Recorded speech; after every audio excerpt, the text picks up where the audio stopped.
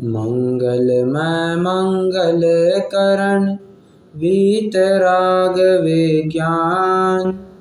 नमो ताहि जातै भय अरहंतादि महान।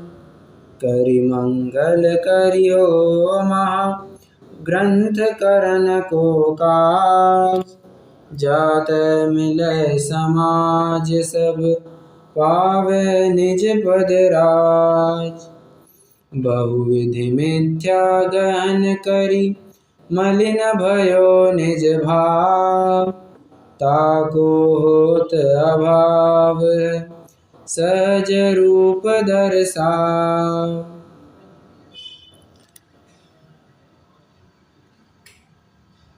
उत्पाद व द्रव्य युक्तम सत और सत द्रव्य लक्षणम। सत सतपना, अस्थिपना, होना, कायम बने रहना, ये प्रत्येक द्रव्य का लक्षण है। सद्रव्य लक्षणम, सत्ता स्वरूपी बने रहना। और सद्रव्य उत्पाद व द्रव्य युक्तम सत। और सत कैसा होता है, उस प्रत्येक वस्तु की सत्ता कैसे बनी रहती है? उत्पाद से, व्यय से और द्रव्य से, तीनों मिलकर के ये वस्तु अपना परिणमन करती है। मतलब वस्तु बनी रहती है, टिकी रहती है। लोक ने इसी का अर्थ कुछ गलत रूप से समझ लिया। वे कहते हैं ये प्रत्येक वस्तु को उत्पन्न करने वाला सो ब्रह्मा, उसको बनाए रखने वाला सो विष्णु और उसका नाश करने वाला सो महेश। हम भी यही मानते हैं। प्रत्येक वस्तु में नवीन पर्याय उत्पन्न होती है, वो एक पर एक समय की पर्याय बनी रहती है सो द्रव्य। और जो उस पर्याय का व्यय होता है, उसे नाश होता है, उसे हम व्यय कहते हैं। सो ये भाषा तो हम भी कहते हैं, परंतु हम ये प्रत्येक वस्तु स्वयं अपना अपना कार्य करता है ऐसा मानते हैं। कोई नियंता हर्ता करता होगा ये हम बिल्कुल भी स्वीकार नहीं करते। अन्य मतियों ने बस यही अर्थ समझ नहीं लिया और उसका भी गलत अर्थ कर बैठे। अच्छा, एक बात है ना, ब्रह्मा जगत का करता है, तो ब्रह्मा मतलब क्या? ब्रह्मा मतलब होता है प्रत्येक द्रव्य, द्रव्य स्वयं ब्रह्मा है। और जगत, गत, ज मतलब उत्पन्न होने वाला, गत मतलब व्यय होने वाला, प्रत्येक द्रव्य अपने पर्याय ही का करता है। उत्पाद व्यय वाली, उत्पाद व्यय द्रव्यात्मक पर्याय का ही करता हुआ करता है। एक मिनट, हाँ,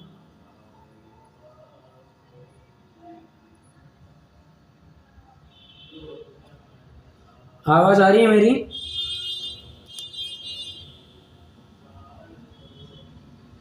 सुनाई दे रहा है?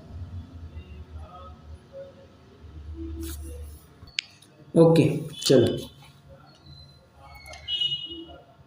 प्रकरण अपना ब्रह्मा का कर्तृत्व का खंडन, विष्णु के रक्षकत्व का खंडन, और ये दो प्रकरण हो चुके हैं। और महेश के अब संहारत्व का खंडन हम यहाँ से कर रहे हैं। कल लगभग अपन ने एक पॉइंट के ऊपर चर्चा की थी, हालांकि वो भी थोड़ा विस्तृत पॉइंट ही था, वो एक बेसिक पॉइंट था। वो कहता है कि महेश इस लोक का, इस विश्व का संहार करता है। तो पंडित जी ने प्रश्न पूछा था कि सदाकाल संहार करता है। अच्छा, पहला मुद्दा तो ये रखा था कि संहार और रक्षा ये दोनों प्रतिपक्षी है, जो एक दूसरों के विरोधी है। तो यदि रक्षा करने वाले की तुम प्रशंसा करते हो तो संहार करने वाले की तुम्हें निंदा करनी चाहिए। और ऐसा न होते हुए तुम तो संहार करने वाले की भी पूजा ही करते हो, उसका ही गुणानुवाद करते हो, सो तो ठीक लगता है नहीं, सो तो योग्य लगता है नहीं। और फिर दो प्रश्न पूछे थे, तू बता संहार करता है सो सदाकाल संहार करता है या कदाचित, मतलब महाप्रलय के टाइम पर संहार करता है। अब ये महाप्रलय क्या होता है? उन लोगों में ऐसी मान्यता है जब जब भी ये ब्रह्मा, देखो ब्रह्मा सो जाएगा, Brahma will go to sleep, और तब विष्णु कह रहा हूँ, शंकर क्या करेगा? शंकर तब पूरी सृष्टि का नाश कर देगा। देखो अटपटी बात है, ब्रह्मा सो जाएगा और विष्णु क्यों कह रहा हूँ मैं बार बार, शंकर, ये महेश ये पूरी सृष्टि का नाश करेगा, और जब ब्रह्मा पुनः उठ जाएगा तो फिर से सृष्टि की रचना करेगा। ऐसी उनमें मान्यता है। तो जब संहार करता है, पूरे विश्व का नाश करता है, उसे महाकाल कहा जाता है, महाप्रलय कहा जाता है। और जिस प्रकार से अपना छठवां काल माना जाता है, लगभग मतलब 90 to 95% आपको वैसी चर्चा मिलेगी कि इतने ऐसे, वे टाइम की बात नहीं करते हैं, वे कहते हैं कि इतने दिन आग बरसेगी, इतनी आग बरसेगी, इतने दिन क्या कहना चाहिए, बहुत तेज़ बारिश बरसेगी, एक दिन एसिड गिरेगा, ऐसी कितनी तो भी प्रकार की, एक दिन क्या कहना चाहिए, अतिवृष्टि हो जाए, अतिवृष्टि तो नहीं कह सकते हालांकि, हाँ, एक प्रकार से प्रलय होने वाला है, जहर पड़ेगा, आदि आदि प्रकार से जो 47 दिन की 49 दिन की अपन कुवृष्टियाँ मानते हैं, और फिर उसके बाद से 49 दिन तक सुवृष्टियाँ मानते हैं। लगभग ऐसी चर्चा आपको वैदिकों में भी आपको मिलेगी ही मिलेगी। अपन ने 6 काल कौन से माने हैं? सुखमा सुखमा, सुखमा सुखमा दुखमा, दुखमा सुखमा, दुखमा और दुखमा दुखमा, ये 6 काल अपन ने माने हैं, बराबर। अन्य मतियों ने, एक प्रकार से वैदिकों ने 4 युग माने हैं। कौन से? पहला, सबसे पहला, कोई जानता है ये बात को?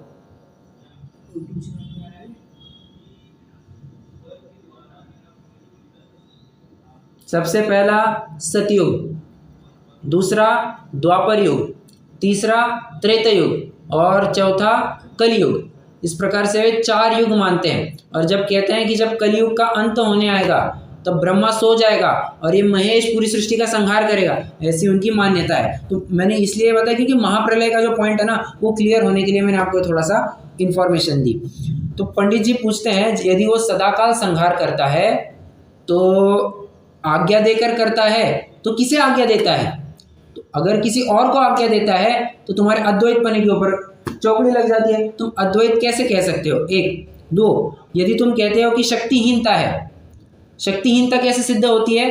तुम टाइम यदि बढ़ाते हो तब भी शक्तिहीनता माननी पड़ेगी, और लेबर बढ़ाते हो तब भी शक्तिहीनता माननी पड़ेगी। 3, इच्छा ही का करता है, मतलब इच्छा की, महेश ने इच्छा की और सृष्टि अपने आप नाश को प्राप्त हो गई। तो ऐसे में तो महेश सृष्टि का संहार करता है, तुम ऐसा कैसे कह सकते हो? महेश ने बस इच्छा की, इच्छा का करता हुआ, सृष्टि के नाश का करता तुम कैसे कह सकते हो? सो नहीं कह सकते। और बार बार उसको मारने के परिणाम होंगे, तो ऐसे परिणाम वाले, कल अपन ने कसाई का उदाहरण लिया था, कसाई होता है, निरंतर मारकाट छाट चलती रहती है, तो उसके परिणाम भद्र होते होंगे?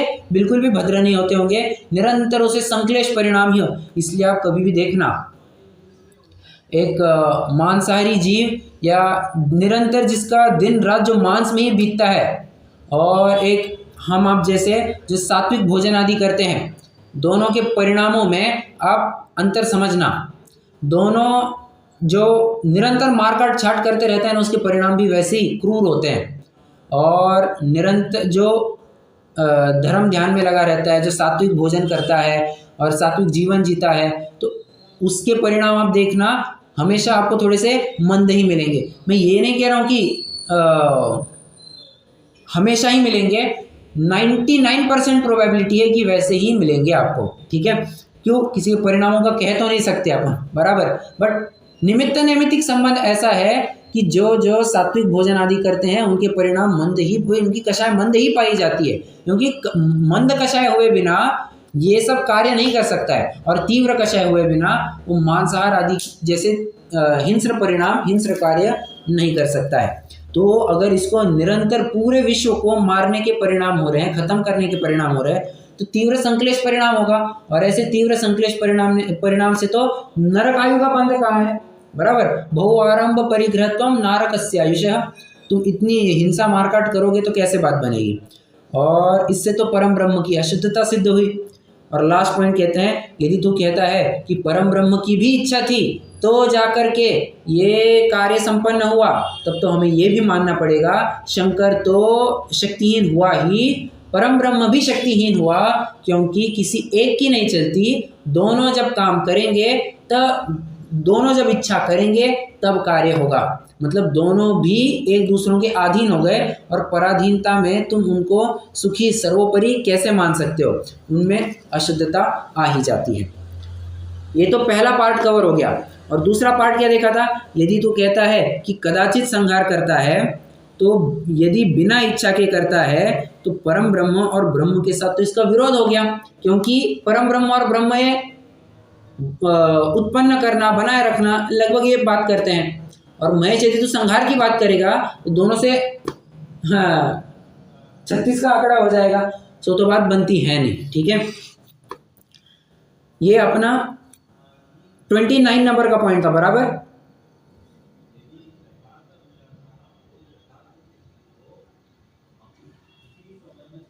जी भैया। अब अपन को 29 में ही कंटिन्यू करना है। बस आपको बीजे ऐसा लिखते जाना, मतलब ब्रह्मवादी जैन बीजे करते हुए आपको पॉइंट्स लिखने हैं। थोड़े छोटे छोटे पॉइंट्स ही है, मतलब 2 पॉइंट छोटे हैं, 1 पॉइंट थोड़ा बड़ा मिलेगा। देखो लिखिए, बी ब्रह्मवादी कहता है, अब आगे बढ़ रहे हैं अपन, टॉपिक चालू कर रहे हैं आज का।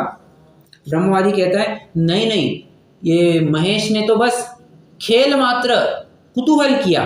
क्या लिखेंगे, खेल मात्र ऑब्लिक कुतूहल, खेल मात्र ऑब्लिक कुतूहल। जे लिखिए, पहला पॉइंट, मतलब इस पॉइंट का पहला पॉइंट, परिणाम तो खराब रहेंगे ही। पहला पॉइंट क्या लिखेंगे, परिणाम तो खराब रहेंगे ही। और दूसरा पॉइंट लिखिए, परम ब्रह्म साक्षीभूत तो नहीं रहा। सिर्फ इतना लिखिए, परम ब्रह्म एरो करके साक्षीभूत और उसके ऊपर चौकड़ी लगाइए। ये दूसरा पॉइंट क्या लिखना है, परम ब्रह्म एरो करके लिखिए साक्षीभूत और उसके आगे चौकड़ी लगाइए। मतलब परम ब्रह्म तो साक्षीभूत नहीं रहा।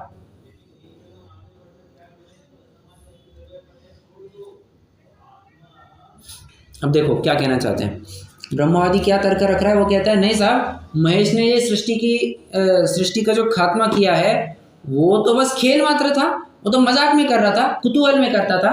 ठीक है, तो आतंकवादी भी क्या करते हैं, वो धर्म के नाम पर उनको मजा आता है, धर्म के नाम पर करते तो मजा आता है, लोगों को मारने में मजा आता है उनको। तो शंकर भी अलग क्या कर रहा है, शंकर भी अलग क्या, खेल मात्र कर रहा है, लोगों की जान पर तुल गया, पूरे सृष्टि के नाश के ऊपर तुल गया। ये तो बात योग्य नहीं लगती है, और मतलब परिणाम तो खराब रहेंगे ही। एक दूसरा, परम ब्रह्म तो साक्षीभूत नहीं रहा। साक्षीभूत मतलब होता है वितरागी और सर्वज्ञ। मैंने अपने शब्दों में बता दिया, साक्षीभूत मतलब होता है वितरागी और सर्वज्ञ। जो जैसी वस्तु है उसको वैसा जानने देखने वाला साक्षीभूत हुआ करता है। ठीक है, तो परम ब्रह्म तो साक्षीभूत नहीं रहा। क्यों, क्योंकि मिटाने का काम तो वही तभी करेगा जब उसको पहले की अवस्था अच्छी नहीं लगी होगी। पहले की, देखो एक घर छोड़ करके दूसरे घर में कोई क्यों जाता है, क्योंकि पहला घर अच्छा ना लगे, या चलो छोड़ने की बात अपन वैसे नहीं करते, घर को गिरा करके रिनोवेट क्यों करता है, क्योंकि पहले का कंस्ट्रक्शन अच्छा नहीं लगा। बराबर, पहले का कंस्ट्रक्शन अच्छा नहीं लगा तभी तो जाकर के नया कंस्ट्रक्शन करता है। बस यही बात कह रहे हैं, मतलब तुम ज्ञाता दृष्टा तो नहीं रहे, तुम्हें कुछ फेरफार करने की इच्छा हुई, और यही इच्छा तो तुम्हारा राग द्वेष है, यही तो तुम्हारा दुख है। परम ब्रह्म दुखी सिद्ध हुआ तो बाकी लोगों की फिर क्या बात रही। ठीक है, आइए एक पैराग्राफ पढ़ लेते हैं अपन, पेज 109 पर है। तथा तू कहेगा, परम ब्रह्म ने यह खेल बनाया था फिर दूर कर दिया, कारण कुछ भी नहीं है। अरे क्या कहता है, बस ऐसे ही यूं ही हमको लगा इसलिए हमने किया, कुतूहलवश ट्राई करना था।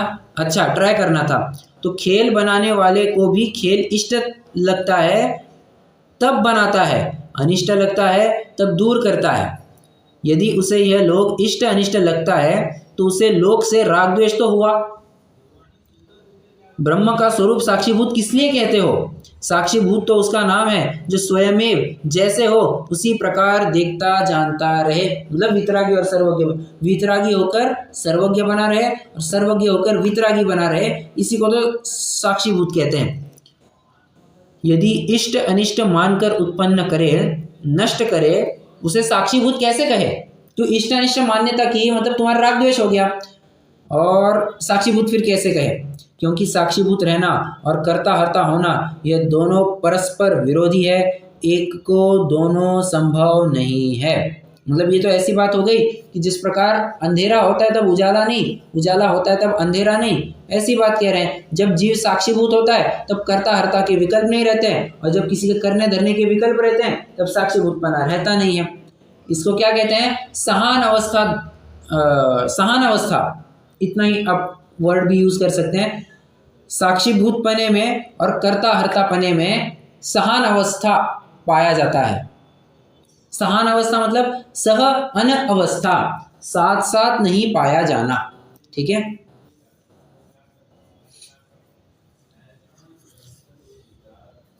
आप ये लिखिए हैं, ये तर्क सहान अवस्था दोष।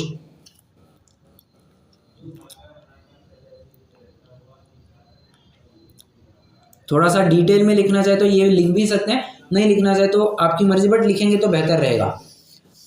एक ब्रैकेट में पॉइंट करके लिखिए, ब्रैकेट बनाइए, लिखिए सहान अवस्था मतलब साथ साथ नहीं पाया जाना। सहान अवस्था मतलब, लिख रहे हैं सभी बराबर?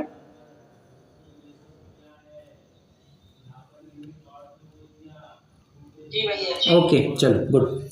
सहान अवस्था मतलब साथ साथ नहीं पाया जाना। सह अन अवस्था, सह अन अवस्था, साथ साथ नहीं पाया जाना।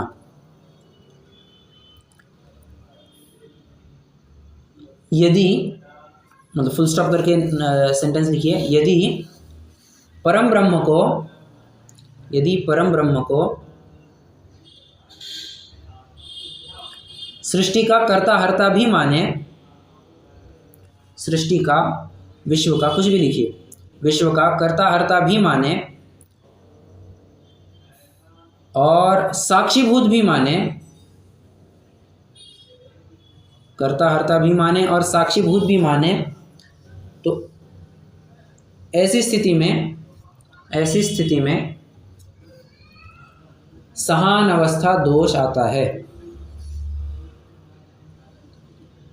ऐसी स्थिति में सहान अवस्था दोष आता है।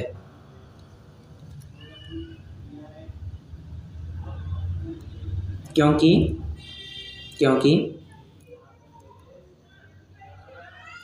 साक्षीभूतपना अर्थात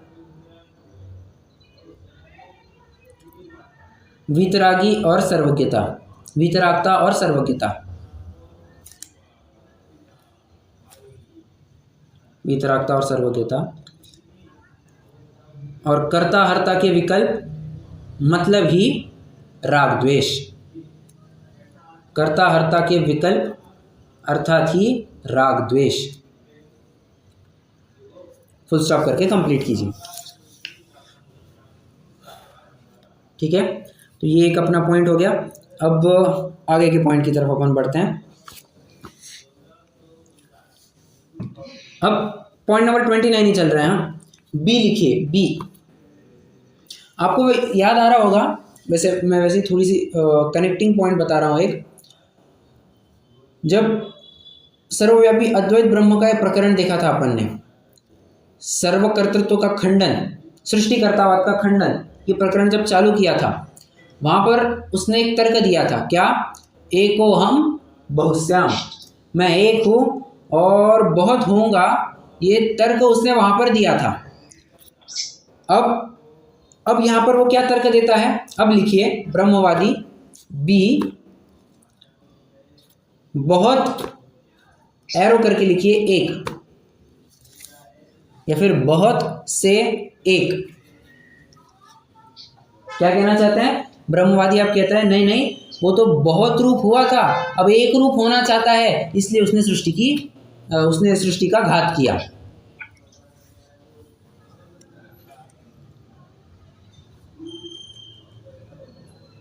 बहुत से एक, आपको सिर्फ इतना ही लिखना है शॉर्ट में, बहुत से एक।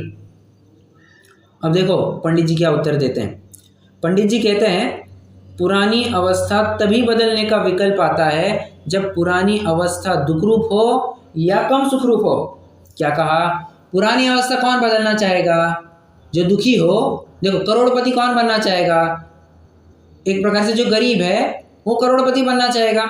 जिसके पास पहले से करोड़ों रुपए है, क्या वो करोड़पति बनना चाहेगा? नहीं बनना चाहेगा। या फिर जो लखपति है वो करोड़पति बनना चाहेगा। निर्धन है मतलब एक प्रकार से पूरा दुखी है, और लखपति है मतलब कम सुखी है। बराबर, लखपति है मतलब कम सुखी है, तो कम सुखी अवस्था से वो ज्यादा सुखी होना चाहता है, इसलिए वो करोड़पति बनना चाहता है। ऐसी बात पंडित साहब भी कह रहे हैं कि मतलब सृष्टि जब थी, विश्व जब था, एग्जिस्ट कर रहा था, तब तो तुमको उसकी हालत अच्छी लगी नहीं, इसलिए तुमने उसका नाश कर दिया, और मतलब ये सिद्ध हुआ कि तुम पहले की अवस्था से सुखी नहीं थे, वहां पर दुख का अनुभव कर रहे थे। ये तो तुम्हारी भ्रांत कल्पना है। ठीक है, तो इतना ही लिखना है आपको। पुरानी अवस्था तभी बदलने का विकल्प होता है, पुरानी अवस्था तभी बदलने का विकल्प होता है जब पुरानी अवस्था कम सुखरूप या दुखरूप हो, कम सुखरूप या दुखरूप हो।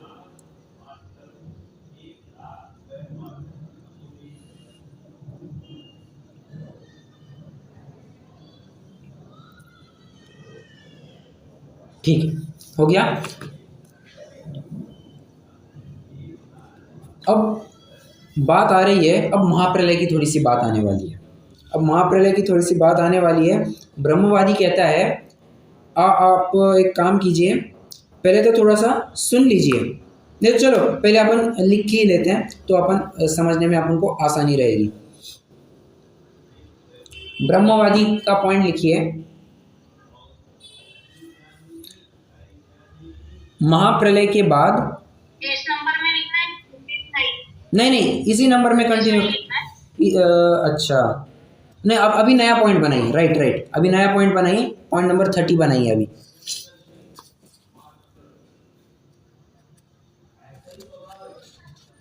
नया पॉइंट ही बनाइए। ब्रह्मवादी का पॉइंट लिखिए। महाप्रलय के बाद भक्त एरो करके लिखिए ब्रह्म, भक्त एरो करके लिखिए ब्रह्म। मतलब ये भक्त जो है ये ब्रह्म में विलीन हो जाएंगे। ठीक है, एरो मतलब क्या? विलीन हो जाएंगे। ठीक है, महाप्रलय के बाद वो क्या कहता है? महाप्रलय के बाद ये जितने भी भक्त लोग हैं ना, ये ब्रह्म में विलीन हो जाएंगे। ठीक है, और जितने भी अभक्त है वे माया में विलीन हो जाएंगे। तो आपको भक्त एरो करके ब्रह्म लिखा था, नीचे अभक्त एरो करके माया लिखिए, अभक्त एरो करके माया लिखिए।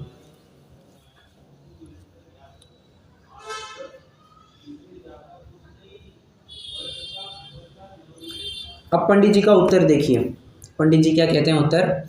वो जो अभक्त एरो करके माया लिखा था ना, उससे आपको दो ब्रांचेस निकालने हैं। दो एरोज निकालिए। लेफ्ट वाला थोड़ा छोटा रखेंगे तो भी चलेगा। अभक्त एरो जो माया लिखा है उस पॉइंट से आपको दो एरोज निकालने हैं, और पंडित जी का उत्तर चालू हो रहा है यहां से। हम पूछते हैं, आपको सिर्फ इतना लिखना है, जड़ या चेतन, अर्थात माया जड़ है या चेतन है।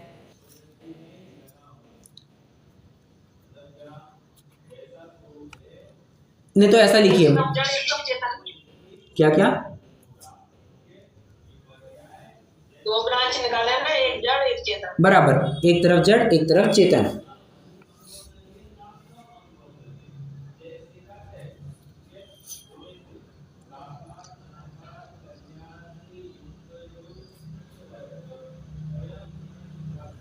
देखो, यदि जड़ है, जड़ के नीचे एरो करके लिखिए, चेतन वस्तु जड़ में कैसे मिल सकती है? माया को तुम यदि जड़ कहते हो तो चेतन वस्तु जड़ में कैसे मिल सकती है? ठीक है, इतना लिखना है, चेतन जड़ में कैसे मिलेगा, आपको इतना लिखना है, चेतन जड़ में कैसे मिलेगा।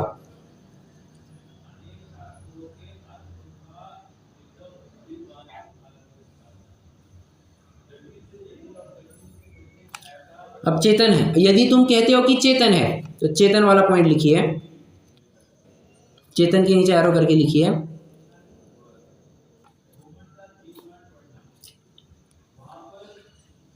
ब्रह्म माया में विलीन हुई या नहीं, नीचे एरो करके लिखिए, माया ब्रह्म में विलीन, माया ब्रह्म में विलीन।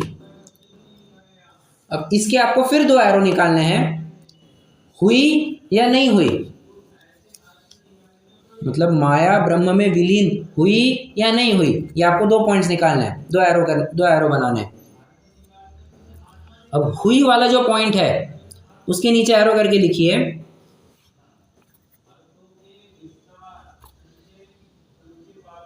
अल्टीमेटली, ऐसे लिखिए, मैं थोड़ा सा इंग्लिश में बता रहा हूं, अल्टीमेटली, ULTIMATELY,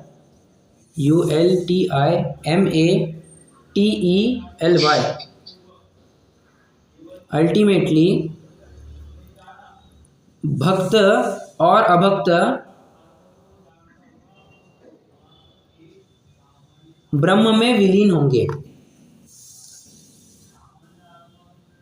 अल्टीमेटली भक्त और अभक्त ब्रह्म में विलीन होंगे। नीचे एरो करके लिखिए, तो मोक्ष मार्ग का उपदेश निरर्थक ठहरा, मोक्ष मार्ग का उपदेश निरर्थक ठहरा। सभी जन मेरे साथ साथ लिख रहे हैं या कोई पीछे रह गया है?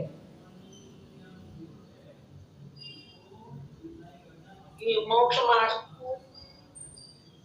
उपदेश निरर्थक ठहरा,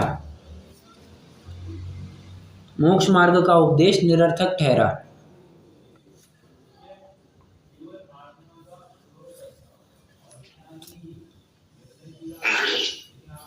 मेरे साथ साथ चल रहे बराबर? Okay, good. और नहीं हुई, माया ब्रह्म में विलीन नहीं हुई, इसका पॉइंट इसके नीचे एरो करके लिखिए, तो अद्वैतपना कैसे रहा, तो अद्वैतपना कैसे रहा?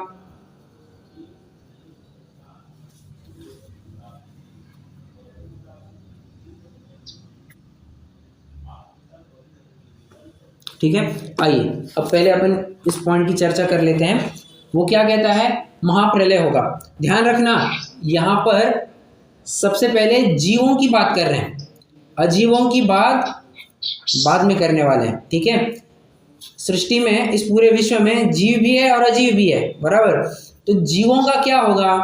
तो ब्रह्मवादी कहता है महाप्रलय के बाद जितने भी भक्त जीव है, जीवों में जो भक्त है वे तो सीधे से ब्रह्म में विलीन हो जाएंगे, और जितने अभक्त है वे माया में विलीन हो जाएंगे। ठीक है, अब पंडित जी उसको प्रश्न पूछते हैं, तू बता ये माया है सो जड़ है या चेतन है? यदि तू कहता है कि जड़ है तो तेरा पहला वाक्य क्या था? अभक्त लोग, अभक्त जीव ये माया में विलीन होंगे, और माया को तो यदि जड़ कहता है तो चेतन वस्तु अचेतन वस्तु में कैसे मिल सकती है? अचेतन और चेतन इन दोनों का मिक्सचर कैसे पॉसिबल है? बिल्कुल भी पॉसिबल नहीं है। ठीक है, और यदि तू कहता है कि माया चेतन है तब तो बात ठीक है कि चेतन में चेतन मिल जाते हैं, पर हमारा अगला प्रश्न है कि माया फिर बाद में जाकर के ब्रह्म में विलीन होती है या नहीं होती है? ठीक है, यदि तू कहता है कि माया ब्रह्म में विलीन होती है, तो जब माया भी ब्रह्म में विलीन होने वाली है, भक्त लोग तो पहले से ही ब्रह्म में पहुंच गए, अभक्त भी माया के जरिए ब्रह्म में पहुंच गए, तो जब भक्त और अभक्त दोनों को भी एक ही स्थान पर पहुंचना है तो फिर ये व्रत तप शील संयम करने का उपदेश देते ही क्यों? फिर भक्त और अभक्त ऐसा फर्क ही क्या? फर्क करने का प्रयोजन ही क्या रहा? तो मोक्ष मार्ग का उपदेश निरर्थक ठहरा। ये पॉइंट समझ में आया क्या?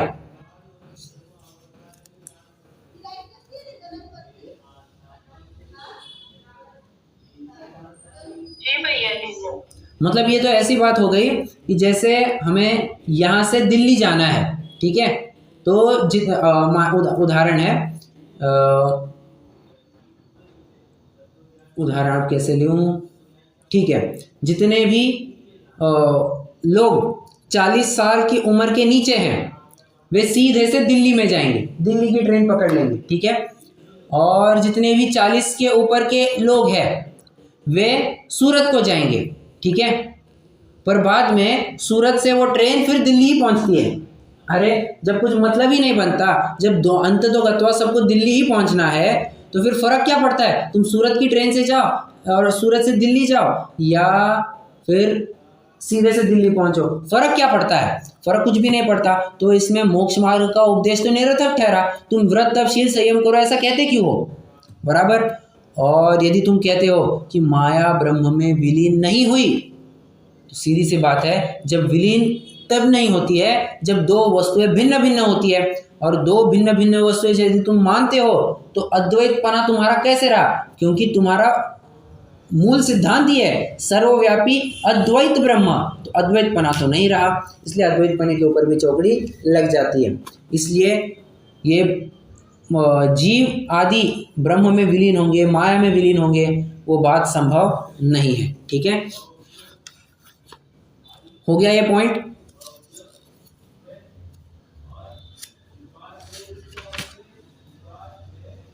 समझ में आया? Okay good. अब आइए एक पैराग्राफ अपन पढ़ ही लेते हैं। वैसे अपना पहले का पॉइंट जो था वो भी पढ़ना रह गया था, वो पढ़ते हैं और ये वाला भी पॉइंट पढ़ते हैं। तथा परम ब्रह्म के पहले तो यह इच्छा हुई थी कि मैं एक हूँ सो बहुत होऊंगा, यह अपन पॉइंट पहले देख चुके हैं। सृष्टिकर्तावाद के खंडन का जो शुरुआती पॉइंट था वहां पर ही देखा था, तब बहुत हुआ। अब ऐसी इच्छा हुई होगी कि मैं बहुत हूँ सो कम होऊंगा। सो जैसे कोई भोलेपन से कार्य करके, ये बहुत ही इन्होंने सॉफ्ट शब्द का प्रयोग किया है। क्या? भोलापन। भोलापन मतलब क्या होता है? भोलापन मतलब क्या होता है वास्तव में? इसको कुछ मालूम नहीं रहता। बराबर। बहुत ही क्या कहना चाहिए, स्लैंग लैंग्वेज में, टपोरी भाषा में कहना चाहे तो मूर्ख। मूर्ख कहते हैं। भोला ये मूर्ख, अज्ञानी, इसके लिए एक बहुत ही सॉफ्ट और सोफिस्टिकेटेड वर्ड दिया गया है। तो पंडित जी साहब ने बहुत सॉफ्ट वर्ड का यूज किया है। भोलेपन से कार्य करके फिर उस कार्य को दूर करना चाहे, उसी प्रकार परम ब्रह्म ने भी बहुत होकर एक होने की इच्छा की, सो मालूम होता है कि बहुत होने का कार्य किया होगा सो भोलेपन ही से किया होगा। आगामी ज्ञान से किया होता तो किस लिए उसे दूर करने की इच्छा होती? दूर करने की इच्छा बिल्कुल नहीं होती। ठीक है। तथा यदि परम ब्रह्म की इच्छा बिना ही महेश संहार करता है तो यह परम ब्रह्म का वो ब्रह्म का विरोध हुआ। हालांकि ये पॉइंट पहले अपन देख चुके हैं। ठीक है।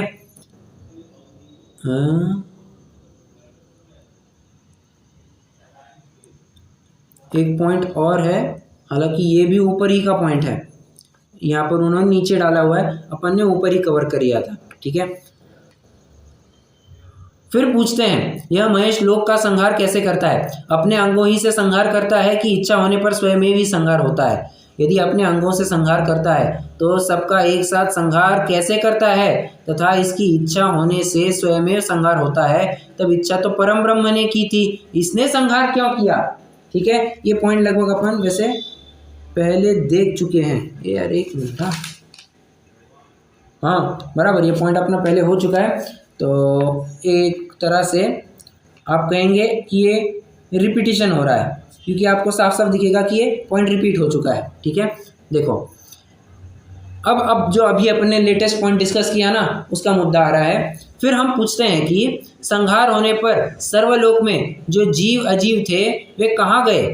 तब वह कहता है जीवों में जो भक्त थे वे तो ब्रह्म में मिल गए, अन्य माया में मिल गए। कितने जन फॉलो कर रहे हैं, कितने जन साथ साथ है मेरे?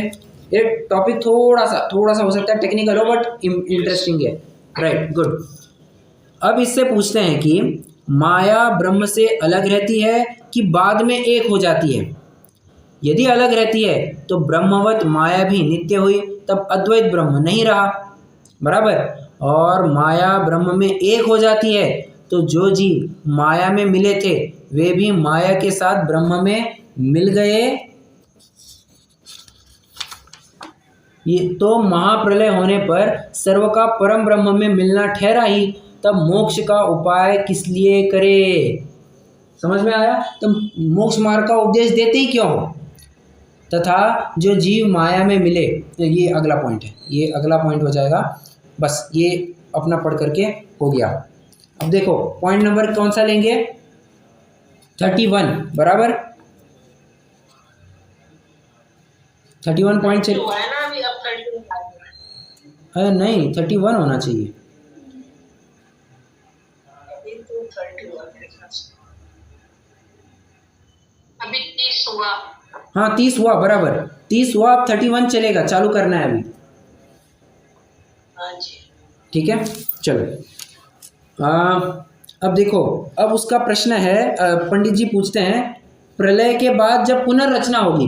हालांकि ये जो पैराग्राफ है ना, इसका प्रकरण या क्या कहना चाहिए, इसका स्थान अगले पैराग्राफ के बाद होना चाहिए था, क्योंकि पहले जीव की चर्चा की, फिर अजीव की चर्चा क्या कहना चाहिए, प्रसंग संगत थी। परंतु पंडित जी ने एक जीव ही की चर्चा कंप्लीट कर दी और फिर अजीव की चर्चा उठाते हैं। ठीक है, जो कुछ भी है अपन पंडित जी का जो सीक्वेंस है वही फॉलो करेंगे।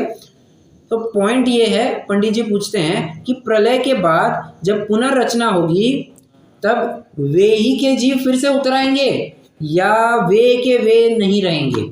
क्या पूछते हैं, पहले लिख लीजिए आप, पॉइंट नंबर 31 लिखिए।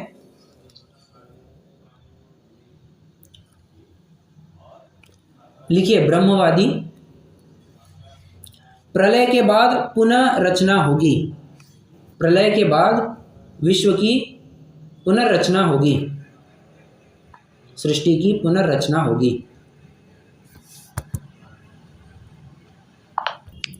अब पंडित जी क्या उत्तर देखते हैं, देखिए 2 एरोस बनाई है, वे ही के जीव अवतरित होंगे, वे ही जीव, इतना ही लिखिए, वे ही जीव या वे के वे नहीं रहे, वे के वे नहीं रहे। 2 एरोस करके लिखना है आपको, ये 2 पॉइंट। यदि वे ही जीव फिर से अवतरित होते हैं, नीचे एरो करके लिखिए, तो ब्रह्म में मिले ही नहीं, तो ब्रह्म में मिले ही नहीं। और यदि वे के वे नहीं रहे नीचे एरो करके लिखिए, तो वस्तु अपनी सत्ता कैसे खो सकती है? क्या लिखेंगे? वस्तु अपनी सत्ता कैसे खो सकती है?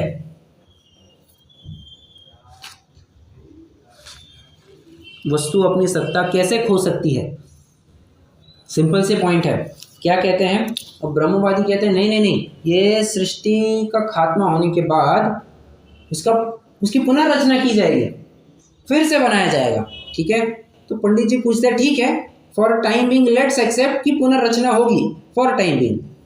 तो तू बता, यहाँ से जीव, ऊपर तूने क्या कहा था, जितने भी भक्तगण हैं वे ब्रह्म में विलीन होंगे, जितने भी अभक्त हैं वे माया में विलीन होंगे। ठीक है, हमें बता, जब वे धरती पर फिर से अवतरित होंगे तो क्या वे ही के वे जीव रहेंगे या वे के वे नहीं रहेंगे? यदि तू कहता है वे के वे रहेंगे तो साफ साफ बात है, तो दोनों वस्तुएं मिली कहाँ? देखो, जैसे मैं पूछता हूँ,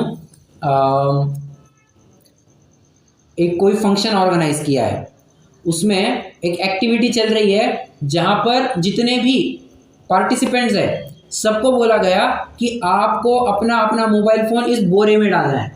ठीक है, आपको अपना अपना मोबाइल फ़ोन इस बोरे में डालना है। प्रश्न है मेरा, जब बोरे में से फिर से मोबाइल फ़ोन उठाए जाएंगे, क्या व्यक्ति अपना ही मोबाइल फ़ोन उठाएगा या किसी और का उठाएगा?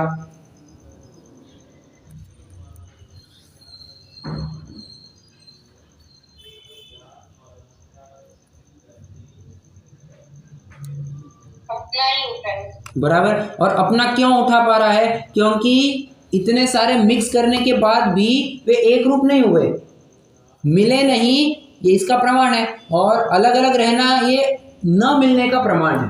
ठीक है, ये दो वस्तुएं मिली नहीं है, इसका प्रमाण क्या? वे अलग अलग है, ये इसका प्रमाण है। ठीक है, बस यही बात है। यदि जीव वे के वे आते हैं तो ब्रह्म में मिले तुम कैसे कह सकते हो? ब्रह्म में मिले ही नहीं। और यदि तुम कहते हो वे के वे नहीं रहे, तब तो ये कैसी बात हो गई कि क्या वस्तु भी कभी अपनी सत्ता खोती है? क्या वस्तु का भी कभी नाश होता है? ये तो बात संभव ही नहीं, क्योंकि ये वस्तु स्वरूप के विरुद्ध हो जाएगा। बराबर, वस्तु अपनी सत्ता कभी भी नहीं खोती है। ये हो गया पॉइंट नंबर 31। पॉइंट 31 हो गया। आइए एक पैराग्राफ पढ़ लेते हैं।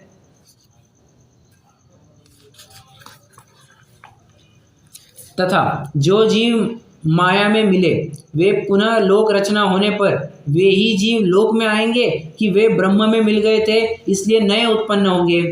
यदि वे ही आएंगे तो मालूम होता है अलग अलग रहते हैं, मिले क्यों कहते हो? और नए उत्पन्न होंगे तो जीव का अस्तित्व थोड़े काल पर्यंत ही रहता है, फिर किस लिए मुक्त होने का उपाय करे? बराबर, मुक्त होने का उपाय फिर क्यों करे? मोक्ष मार्ग का उपदेश फिर निरर्थक ठहरा। और मुझे बताइए ना, देखो अभी का ये उदाहरण लीजिए। एक बोरे में सारे मोबाइल फ़ोन डाले जा रहे हैं और कि हमने किसी को कहा ये बस अभी जो मोबाइल फ़ोन डाला वो दे देना। क्या वो दे सकता है? हाँ, बराबर दे सकता है, उठा करके दे सकता है। पर मान के चलो सबके पास 1-1 लीटर दूध है और सबको कहा कि ये बड़े कंटेनर में आपको अपना 1-1 लीटर दूध डालना है और मिक्स होने के बाद आपको अपना ही 1 लीटर दूध निकालना है। अब बताओ पॉसिबल है? पॉसिबल है क्या? नहीं। क्यों पॉसिबल नहीं है? वो मिक्स हो गया ना। मिक्स हो गया, बराबर।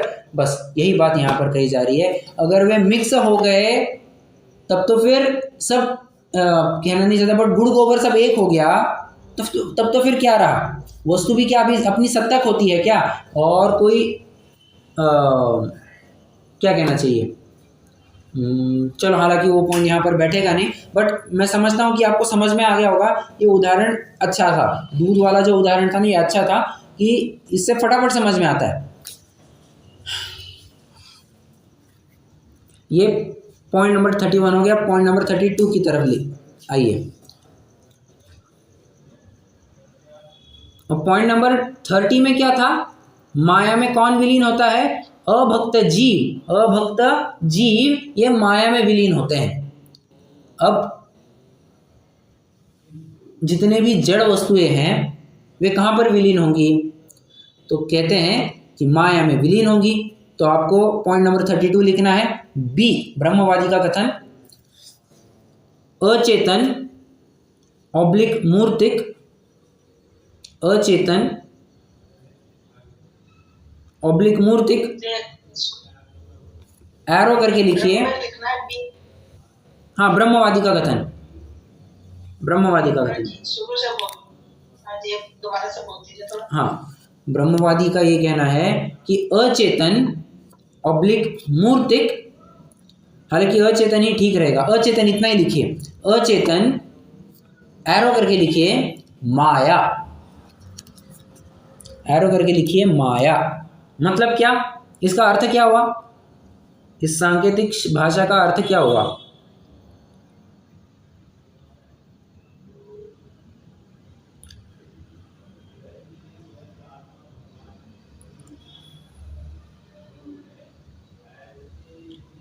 बताइए।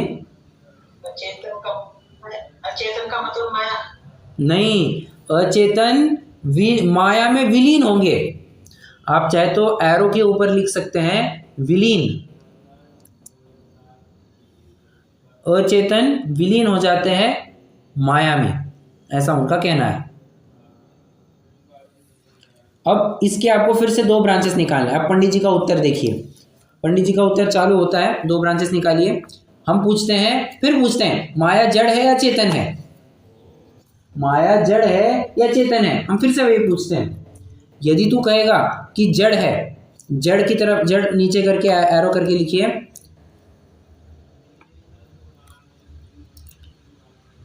तो जड़ माया चेतन ब्रह्म में कैसे मिलेगी? क्योंकि ऊपर तो एक प्रकार से तुमने मान लिया था कि माया ब्रह्म में विलीन हो जाती है, बराबर। और माया का स्वरूप यदि तुम जड़ कहते हो तो जड़ माया चेतन ब्रह्म में कैसे विलीन होगी? नहीं हो सकती।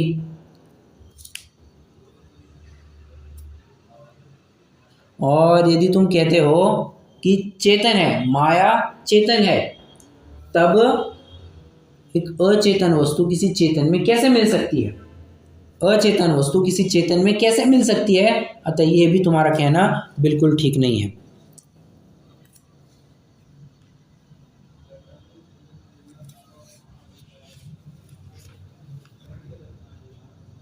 हो गया?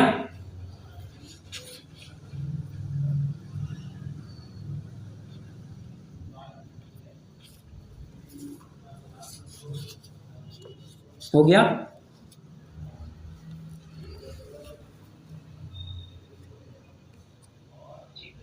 ओके, चलो फटाफट एक पैराग्राफ भी पढ़ लेते हैं।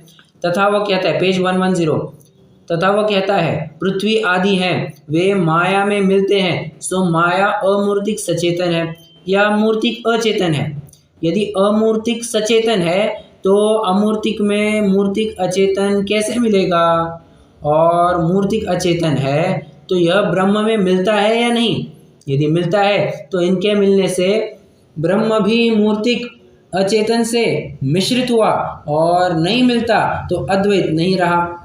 और तू कहेगा यह सर्व अमूर्तिक अचेतन हो जाते हैं तो आत्मा और शरीर आदि की एकता हुई, सो यह संसारी एकता मानता ही है, इसे अज्ञानी किस लिए कहे? समझ में आ रहा है? मतलब ये तो क्या कहे अभी। और तू कहेगा कि सर्व अमूर्तिक चेतन हो जाते हैं तो आत्मा और शरीर आदि की एकता हुई, सो यह संसारी एकता मानता ही है, बराबर। ये मिथ्या तो संसारी वैसे ही पालता है, बराबर। चलो ये हो गया पॉइंट नंबर 31। और पॉइंट नंबर 32 की तरफ आते हैं। ये लास्ट पॉइंट रहेगा। लिखिए, लोक का प्रलय। अब 33 चलेगा। मैंने क्या 32 का, सॉरी 33, बराबर 33, करेक्ट। क्या है, मेरे यहाँ पे ना थोड़ा सा पॉइंट्स मैंने ऊपर नीचे किए हैं, इसलिए मैंने करेक्ट नहीं किया है अपनी किताब में, नोट्स में, इसलिए थोड़ा हो जाता है। चलो 33 नंबर का पॉइंट, ब्रह्मवादी का कथन। बी लिखिए, लोक का प्रलय होता है। क्या कह रहा है? लोक का प्रलय होता है। उसके 2 एरोस करना है और पंडित जी का उत्तर चालू होगा। 2 एरोस करके लिखिए।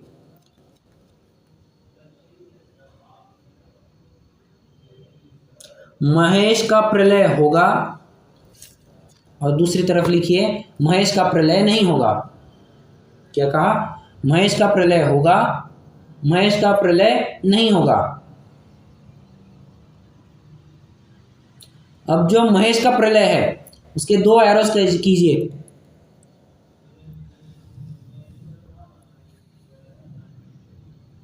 महेश का प्रलय होगा, इसके 2 एरोस निकालिए। एक तरफ लिखिए एक साथ, दूसरी तरफ लिखिए आगे पीछे। एक तरफ लिखिए एक साथ, दूसरी तरफ लिखिए आगे पीछे।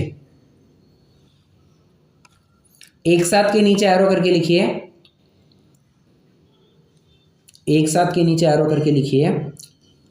स्वयं नष्ट होगा, स्वयं नष्ट होगा,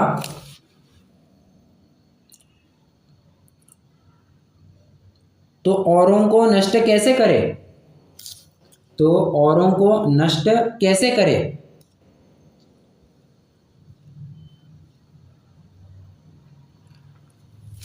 आगे पीछे वाला जो पॉइंट है उसके नीचे एरो करके लिखिए। महेश भी सृष्टि का हिस्सा है, महेश भी तो सृष्टि का हिस्सा है, उसका नाश कैसे नहीं हुआ, उसका नाश कैसे नहीं हुआ।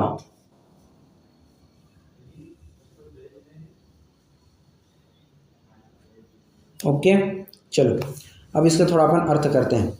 लोग का, अब मैं जानता हूं आपको क्या क्वेश्चन आएगा, बट आप थोड़ा सा 2 मिनट थोड़ा धैर्य बनाए रखिए, आपका प्रश्न का उत्तर आपको बराबर से मिल जाएगा। ठीक है, लोक का प्रलय, वो क्या कहता है, लोक का प्रलय होगा। तो हम पूछते हैं बाबा ये महेश का प्रलय होगा या नहीं होगा।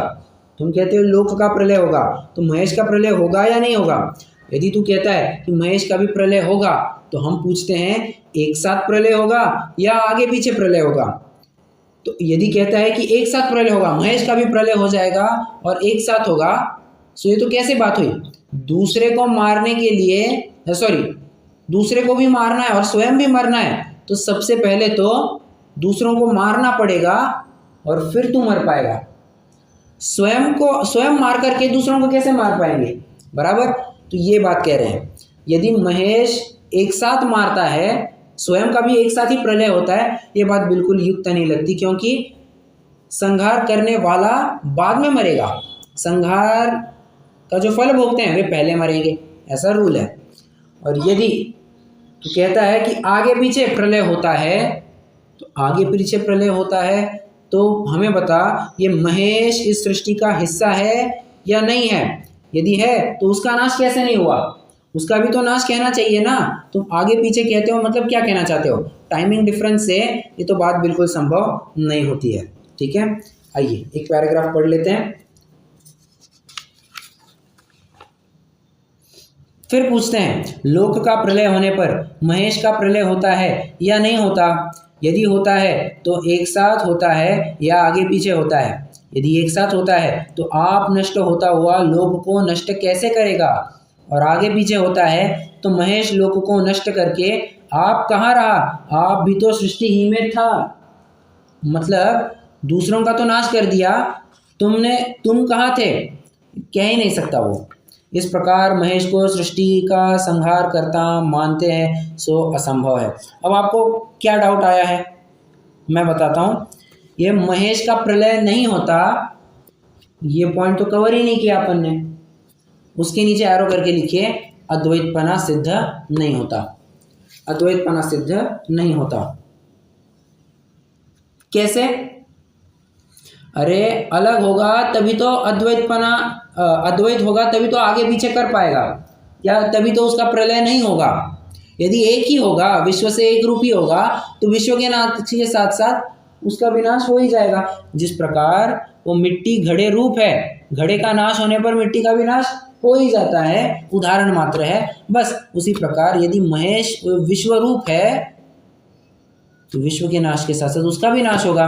और यदि तुम कहते हो कि महेश का प्रलय नहीं होता, तब तो फिर तुमको ये मानना पड़ेगा कि विश्व और महेश ये दो अलग अलग वस्तुएं हैं। ठीक है,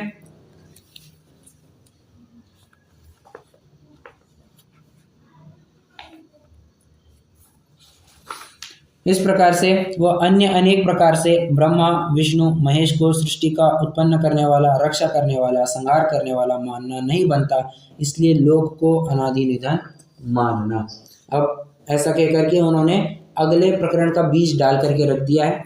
आज अपना प्रकरण नहीं प्रारंभ करें, क्योंकि इसके लिए अपने आप में है 1 पेज का, बट इसको कंप्लीट करने में अपन को 1 घंटा लगेगा लगभग। तो कल का पूरा दिन अपन इसी की चर्चा करेंगे। कोई प्रश्न हो तो पूछ सकते हैं।